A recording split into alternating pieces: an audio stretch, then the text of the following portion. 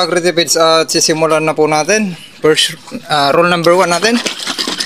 Shake muna ng mabuti ang ating mga gagamitin. Kasi ito buo-buo. Para maganda. Yan, nagsishake din yung kon natin. Tapos yan yung kon natin ha. Tapos ito, 10 yan, ba kon lang, mga 8 lang magagamit natin dyan. Tapos yan, para makita nyo, ito yung prevention natin, sakto 35 days. Okay, ang nakalagay din dito 35. Para masundan nyo yung gagawin natin. At gagamitin na natin yan.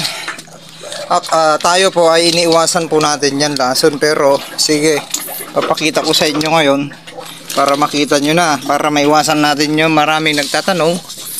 At nakita nyo naman nung unang gumamit tayo ay maganda yung compatibility niya sa product natin na yield more. Okay, tapos okay, 100 lang noon yon. Ngayon gagawin natin, dadagdagan natin. Gawin na natin 300 kasi ito yung talagang pagpuller natin. Yun noon na in-experiment lang po natin. Yan, 300 ml. Okay, na-shake ko na yan ha. Shake nyo. Tapos dito, yan na. Okay na. Tapos ito, wait lang ha, hindi ko pa nabuksan. Panukat natin ito. Meron yan. Yung 50 ml po nito, ito yung takala, ito yung 50 ml. Ito yan. 50, 70, 90. Okay, butas. Na-shake na. Roll number 1. Okay. Ano yung roll number 2 natin? 50 lang. 50. Yan. Dito natin ilalagay. Sana hindi matapon. Takpan natin. Baka masikarod. Okay. Baka makuha natin. Matasagi. Sayang. Ulitin natin. Okay. Yung compatibility kasi natutunaw. Kahit yung kon pala madaling matunaw. Yan yung rule number 2. Haluin mga mabuti. Rule number 3, nagsuot tayo ng mahaba. Hindi yung pang-organic natin kahit hindi tayo nagsuot. Pero makati na. Kaya nakapans na rin po tayo. Nakakasugat na yung dahon ng palay natin. Patigas na. May ikon na yan. Para lalabas na yung pagkatigas niya. Nakakasugat na. Yan. Yan ha. Rule number 1, sinake. Rule number 2. Wait lang, punuin ko lang. Okay. Rule number 3. Ito yung rule number 2 to. Rule number 1, isik nyo yung mga tunawin nyo kung powder man yan. Isik nyo na mabuti. Yan. 20 liters po ito. Kulang pa. Dagdagan natin, sagad natin. Para makatipid po tayo. Ayan ha, maganda yung mixing. Hindi bumubula. At napatunayan naman na natin. Ayan na. 20 talaga yan. Yan, importante mahalo. Okay, rule number 3, magsuot ng guantes. Guantes tawag doon. Yung long sleeve para hindi tatama sa kon. Hindi naman mahangin pero magsuot pa rin po kayo. Saan yun? Takip. Yan na. Tapos, patibayin nyo yung kanyo. Talian nyo na para hindi natatanggal. Once matanggal po kasi yan. Ayan. Nag-loose yan. Bagsak yung sprayer nyo. Masisira. Pause muna at i-install natin po doon. Kabilis buminat ng palay na natin. Okay, dito na po natin i-install ha. Tingnan nyo kung gaano katangkad yung palay natin. Yung bakod, may 3 feet yan. Tapos mas mababaw yun. Ibig sabihin 3 feet na yan. Palay natin dyan. LP 937 sa 35 days. Okay, yan.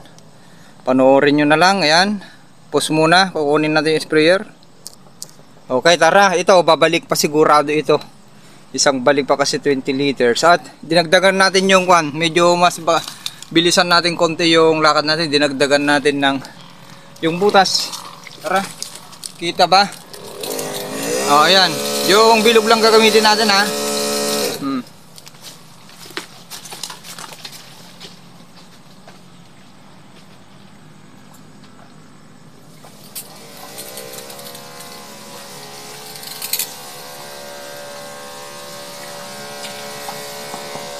Sakto lang yung tubig, oh.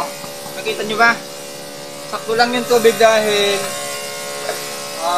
hindi na mahirapan maglakad. Ang lalaki na, oh. Tangkad.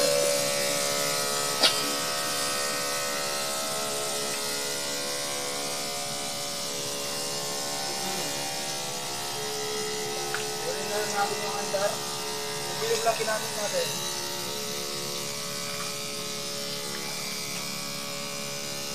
Lakad natin, abot doon, babalik pa.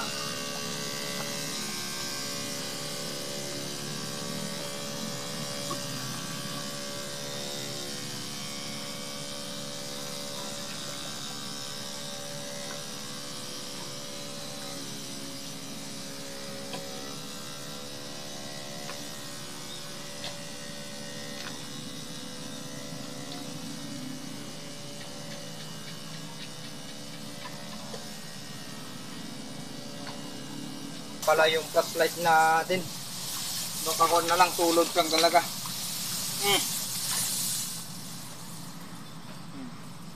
Nabaon tayo ng ganyan. Ibig sabihin ito, lagpas kon na po ito. Lagpas kon na, oh, malapit na. Lagpas baywang. Yan, kuha na natin planting head dyan. Ang ganda ng pagbulag ng palay natin, promise. Makukuha natin yung planting head, mga ka-agritipeds. Napakaganda. Okay, alagaan na lang natin yung plug leaf shift pag lumabas. Okay, ayan, cut na natin para makarami po tayo. Cheering. Good morning mga ka-agritipeds, ka-farmers, kamanalo, kamagsasaka. Time check 3:52.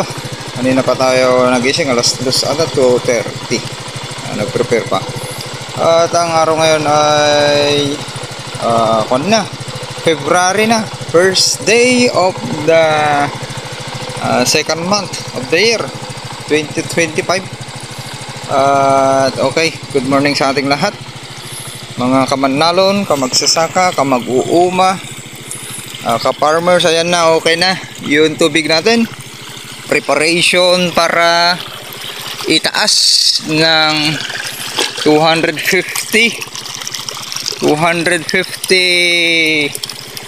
millimeter. Ang conversion sa inches po yan ay nasa 9 inches. Ibig sabihin, ganyan ang kailangan natin na tubig sa panicle initiation. At malapit na po tayo dyan. 36 days na itong palay natin. Okay, mula nung naitanim na bunot ng 15 days. Ang PI nito, kinukompute ko na sa 45 to 47. At tignan natin kung maaalala ko, ipaalala nyo sa akin at magdadisect po tayo. Yun yung tatimingan natin para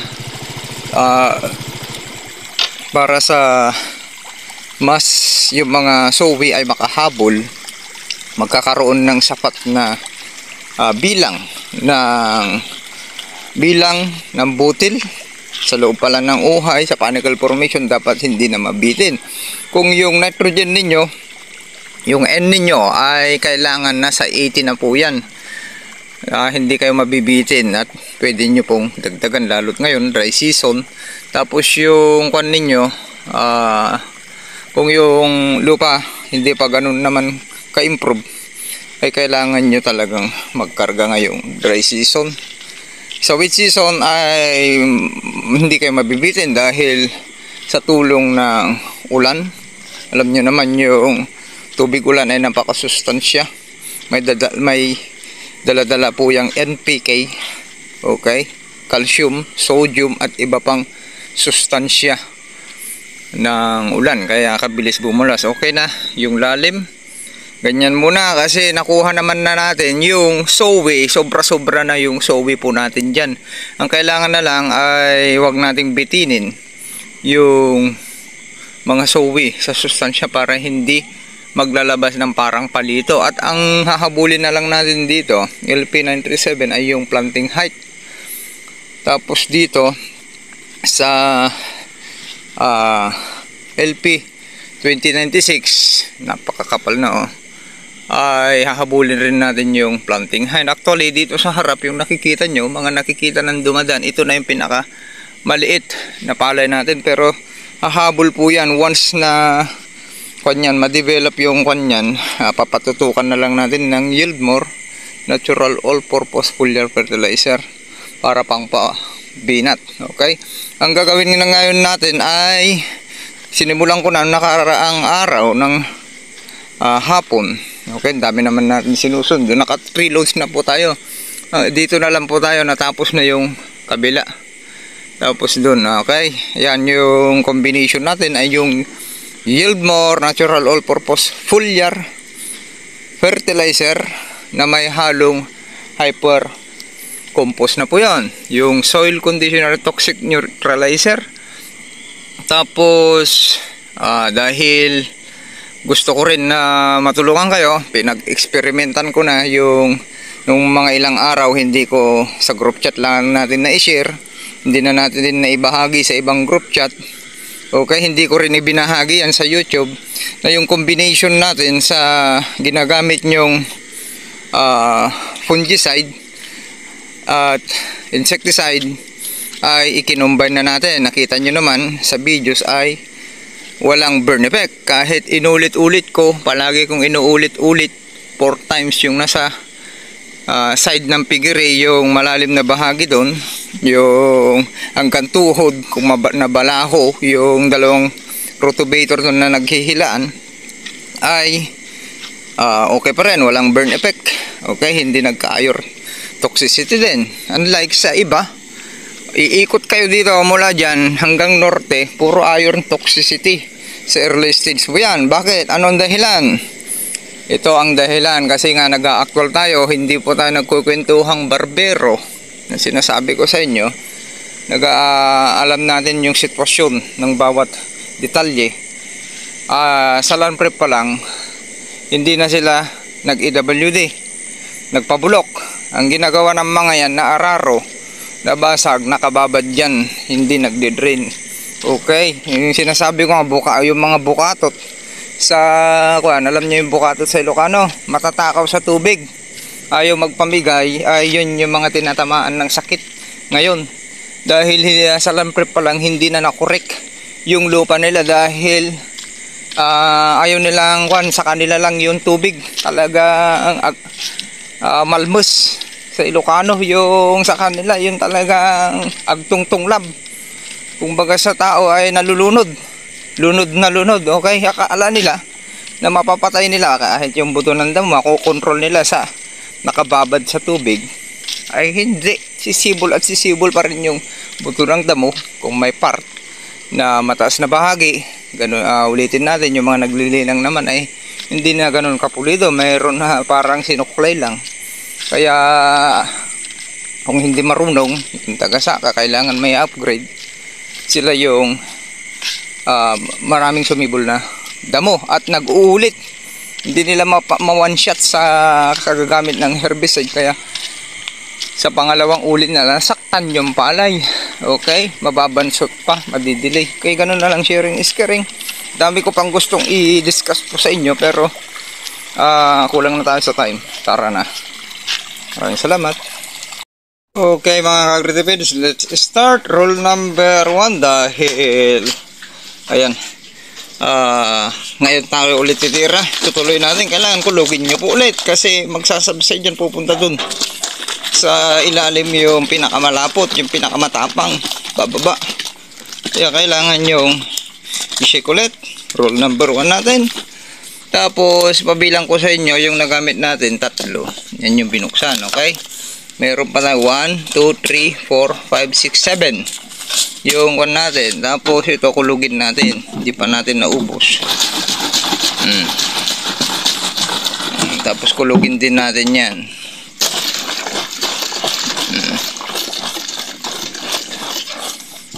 Okay na. Ngayon maglulod tayo. Yung tangalan natin. O yan na. At least ipakita ko sa inyo. Tignan natin mamayang lumiwanag. At least Sabado naman ngayon. Umpisa na natin kasi 300 lang kasi okay lang. May sticker naman tayo Yan yung pinaka-sticker natin. Diyan na natin ilagay. Pansin nyo may halo na yan. Namixan na natin ng 1 sa siyan. Tapos, push muna ito. Wala yung panggunting. Okay, yan na. Nagunting na natin. Ilagay natin dito. Para matunaw ng maayos. Para makita nyo lang Pang-mixin na natin dyan. Ayan. Para maidetalya natin. Mag-umpisa tayo sa 4:10 na. Para matapos natin. Hindi na natin hintayin na kung pa. Lumiwanag pa. Maabutan tayo ng mag-isa lang tayo. 50. Pumagit na lang po tayo Ang rate po nito 250 to 750 ml per hectares. Ngayon lang yun. Pumagit na lang po tayo. Okay. Nako. Full memory na. Magdi-delete tayo mamaya. Ayan na. Mixing natin. Bilisan natin. Magpo-full memory. Nag-warning sign na. Ayan para may detalye po natin. Para hindi magiging kwentong barbero lamang yung ginagawa po natin. Ayan. I-actual po natin. Ayan na. Mabilis lang naman matunaw yan. Para may pakita ko mamaya maliwanag pa. Okay, kakat na natin.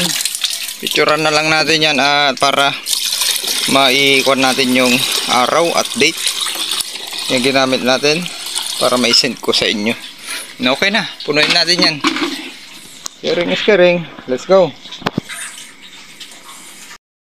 Mga kagritipid, last load. Wala na kayong naabutan. Okay, madilim pa. At ito last load, maipakita ko lang sa inyo. Yun na yung ginamit natin kasi last load natin doon medyo kasya na yan. Kasi nakaload tayo ng kalahati doon sa nakahiwalay. At medyo binagalan na natin. At ang naubos natin, yan yung matitira. Okay, yan. Dalawa. Talaga yung matitira. Ganyan ka-tipid lang po tayo. Wala naman sakit yung palay natin. For protection, mayroon naman kung itong Gilmore natin, sticker. At ito, high nitrogen ito, ay hindi natin pinupuno halos 200 lang dinalagay ko dito. High NPK po ito. Yan, hindi ko pinupuno. Ito yung akuan natin pinang test.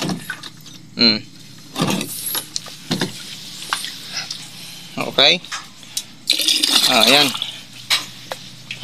Tapos dati sa nakaiwalay, maraming nakadikit sa atin na palayan doon. Medyo linagyan ko ng 70. Mas matapang konti.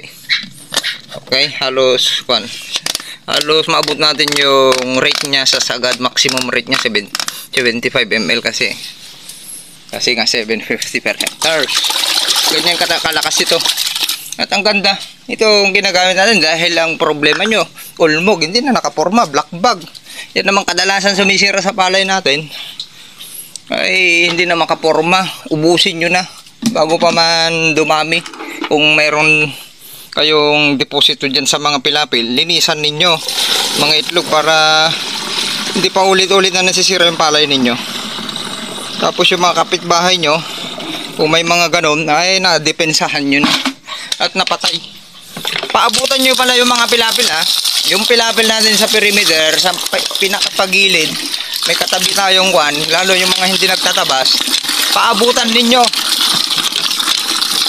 Pinapaabutan ko, patayin ninyo yung insekto rin sa pilapil para hindi na kayo paulit-ulit na nadadamage ng stem borer, PPH, black bug, okay, leaf holder. Yan naman ang kadalasan tumatama sa kon natin. May itlog pa dyan ng, kunyari may itlog dyan ng rice bag. O di naubos nyo na. Ayan, 16 liter lang ito. Nakapagkuhan na tayo doon, isang pasada. May sumobra kasi kanina doon. Tinapos natin yun nandyan. Wala na, pasensya na, natapos na. Ang next one na lang natin ay top dressing. Hintayin natin na mechanical initiation. Titira na tayo. Tapos yung palay natin nangangailangan ng maraming tubig. Ang daming sowi. Hindi makalaki yung palay kung walang tubig. Kasi ang daming iinom. Ang daming kakain ng sustansya. Ganun yung gawin ninyo. Kaya minsan nabibitin kayo sa planting height dahil kulang po kayo sa tubig.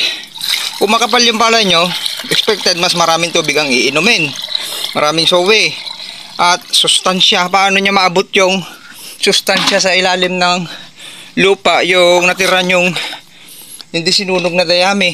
Nasa 60 days pa yan. Bago pa kinabangan ng kwan, yung totally na-decompose na. Hindi yan kakainin sa 1 month pa lang sa land prep nyo. Naka-reserve po yan. Dayami, lalo yung taon yan bago masira yung butil ng palay. Bago ma-decompose yan. Kaya ang daming sustansya sa lupa ninyo. Ang isa pang dahilan, mababaw yung bungkal po ninyo. Kaya yung sanang sustansya na nasa 1 feet, hindi maabot ng palay dahil matigas na. Kasi ganyan, yung bungkal ninyo madaling matuyuan, madaling maubusan ng tubig, mababaw yung ugat, hindi makuha yung ibang sustansya na naka-reserve, nakalak sa ilalim ng lupa. Kaya kung maaari, mayroon yan recommendation ulit. 10 cm, at least 10 inches pala. Okay, 10 inches yan, halos ganyan. Okay, isang tangkal. 9 na dito natin, 8, 5. Ganyan, okay, sharing is caring. Maraming salamat. Huwag kalimutang mag-subscribe sa ating YouTube channel, AgriTipid PH. Shout out po sa inyong lahat. Ano pa yung gusto nyo matutunan, message nyo lang ako sa YouTube. Yan, pag nag-message ako sa YouTube, ilinalagay ko sa link yung Facebook account ko, April Banal Sugi, or tapusin nyo yung videos kasi po. Dahil meron yan nakalagay doon, linagay ko na yung picture ko, tapos yung pangalan kung saan banda yung isi-search po ninyo para makapasok po kayo sa group chat ng AgriTipid PH team at mabiyayaan naman kayo ng maraming aral, hindi konting aral. Yung aral natin dyan, hindi nyo matututunan sa mga nagbabahagi ng aral. Yung isang taon na pag-aaralan nyo dyan, matututunan nyo lang yan ng month or week. Sharing is caring. AgriTipid last load. Diyan na lang para makita nyo. Diyan sa dating pinagpunlaan natin ng SL1988, yung bagong labas, at yung bagong variety ng Biosyn Research Philippines. Ayan. Parawan nyo. Okay. I-install natin dyan para makita nyo lang. Nag-iwan ako ng isa. Tapos na natin. Last na yan. Okay, yan. I-install natin dito para makita nyo lang. Dito yung linas natin na dating nagpunlaan natin. LP 2096. Tara. Last, para makita nyo lang na last loop na. 15 liter na din natin.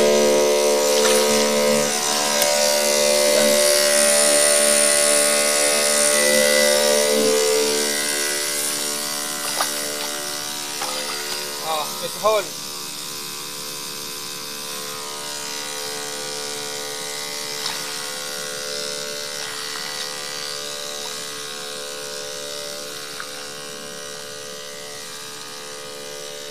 gumanda ng panahon.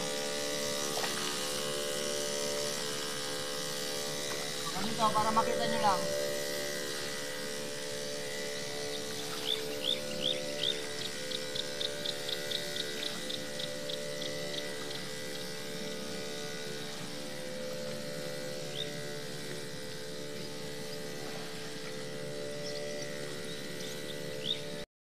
Okay, time check 2:12 at yan ang LCC based sa leaf color chart ng palay natin sa oras ng 2:12. Napaka dark na. Ayan o. At mayroon pa rin sowe. Pag tinitignan natin, nagsusowe pa rin. Yan yung shaded na natin, ang lalaki na. Tignan nyo naman yung kulay ng palay natin. Nagre-range siya sa 4 to 5 yung LCC nya. Okay, yan sa oras ng 2 o'clock. Ayan. Sa atin po yan, yung pinaka darker po doon, hanggang doon, yan po yung LP na 937. Okay.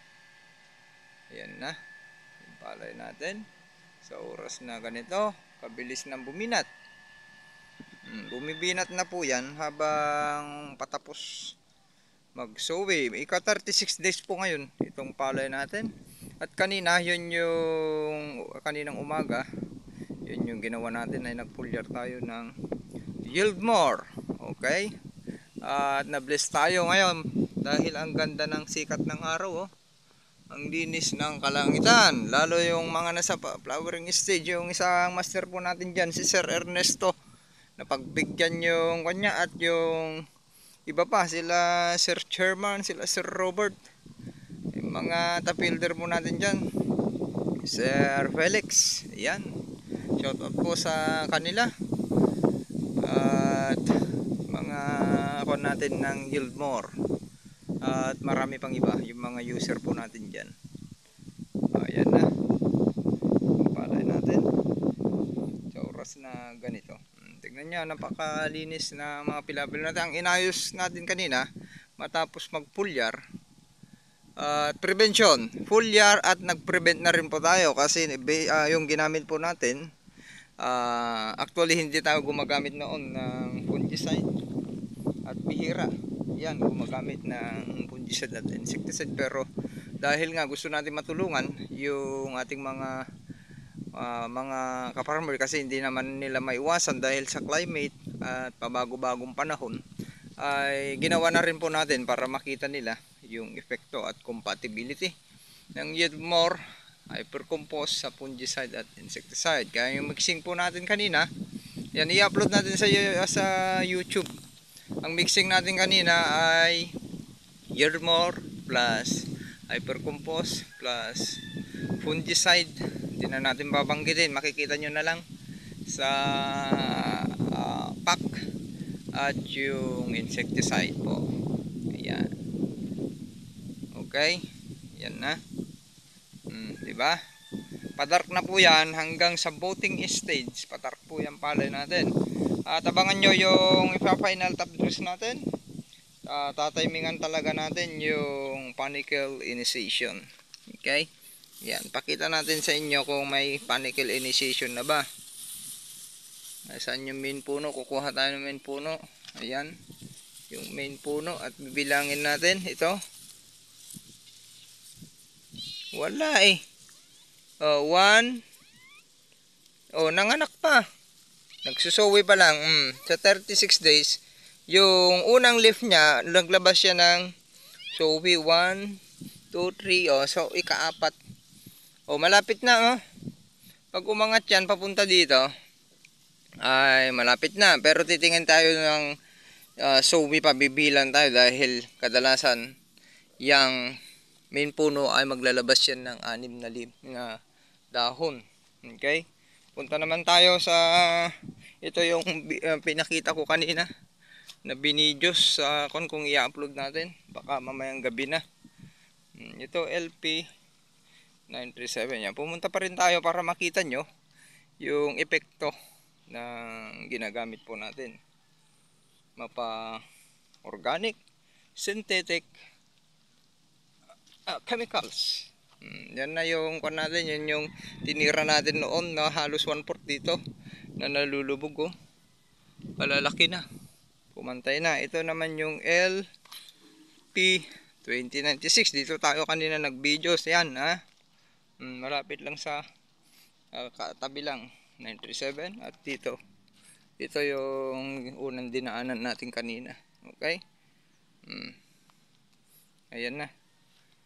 Ganda na, halos magkakulay na yung LP 2096 at 937. Hanggang dyan yan, 1 hectares yung 2096 po natin.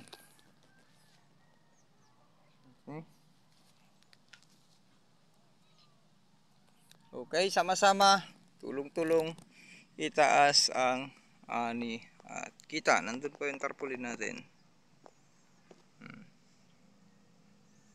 Okay, maraming salamat. Tara.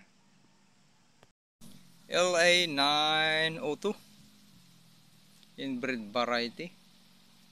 Ayan na po. Kalakasang magsuwi pa rin.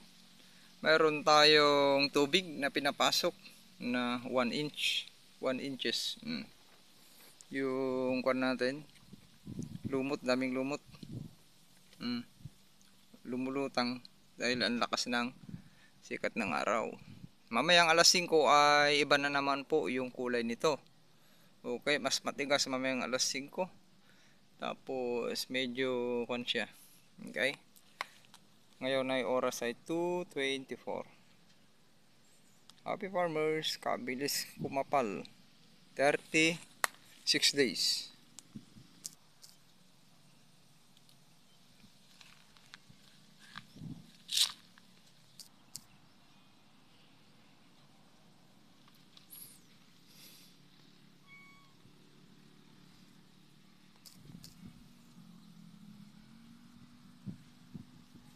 Powered by Yieldmore. All-purpose foliar fertilizer.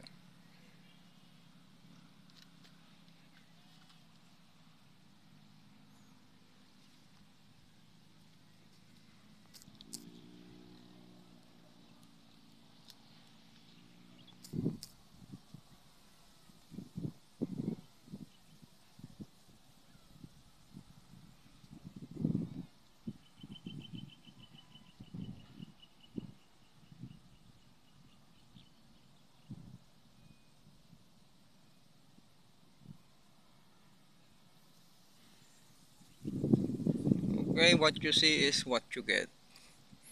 Sa ako natin yan, pinapakita natin kung paano bumulas yung alagang Yieldmore.